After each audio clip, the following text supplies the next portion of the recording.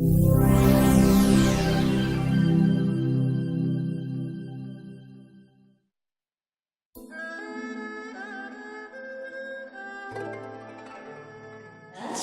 présentée Sabine Minsen, est-ce que je prononce bien? Très bien. Qui est exploratrice de thé et aromaticienne, voilà, qui va très souvent en Chine pour trouver les meilleurs thés qui existent, n'est-ce pas, qui travaille, qui fait des ateliers au musée des arts asiatiques, peut-être pas tous les dimanches, je sais pas. Le premier dimanche du mois. Le dimanche du mois, donc systématiquement, qui travaille beaucoup avec Monsieur Ducasse.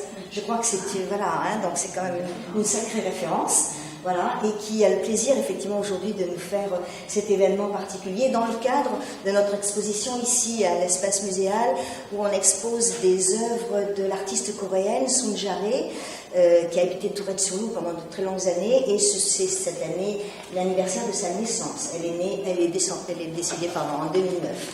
Voilà, et Sabine se fait un grand plaisir aujourd'hui de nous faire cet événement sur le thé. Et on la remercie. Merci Claudie, merci pour cette invitation. Alors, le début, la base, la définition du thé. Bon, il y en a qui savent. Je ne demande pas à ceux qui savent. En fait, l'important, c'est de donner des suggestions pour voir d'où on part, qu'est-ce qui se raconte en fait dans les magasins, dans les livres, dans les documentaires.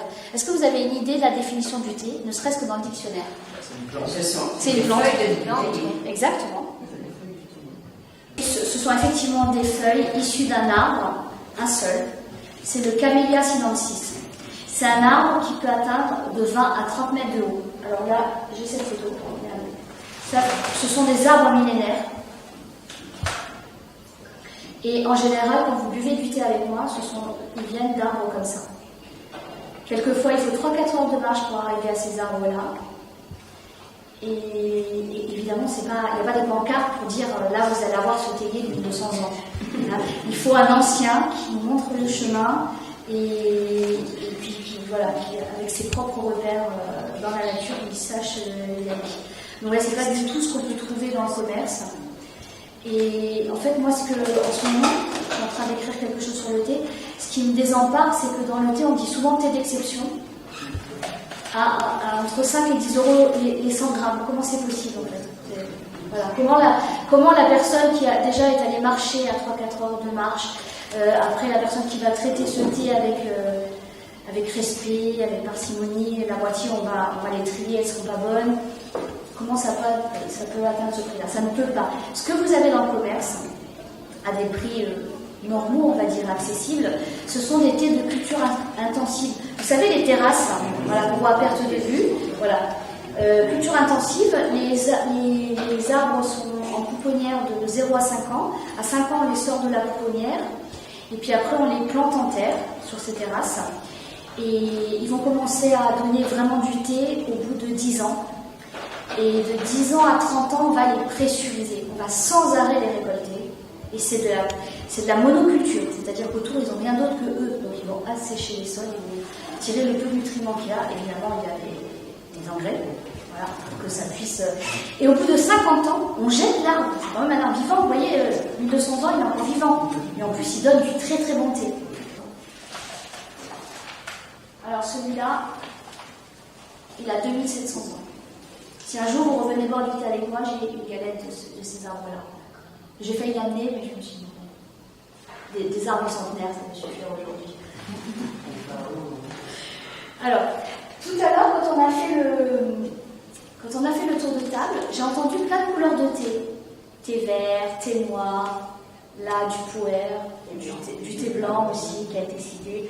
Est-ce que vous savez combien il y a de catégories de thé, qui sont les couleurs de thé aussi? Il y a plutôt des jaunes aussi, déjà. Jaune, rouge,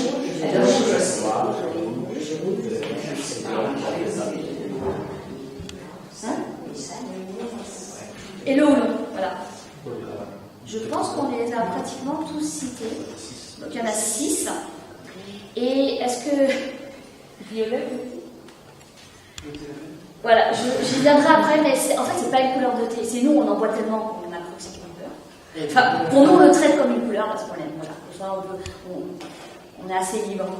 Donc, une couleur de thé, puisque là je n'ai pas entendu précisément, mais c'est normal.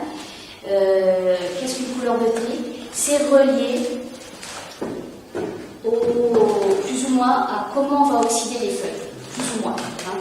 En fait, les couleurs de thé, c'est le traitement qu'on fait aux feuilles après la récolte. C'est une course contre la montre, en fait. Une fois qu'on récolte les feuilles, il faut vite les traiter pour pouvoir les sécher, et on obtient les différentes catégories de thé selon les régions.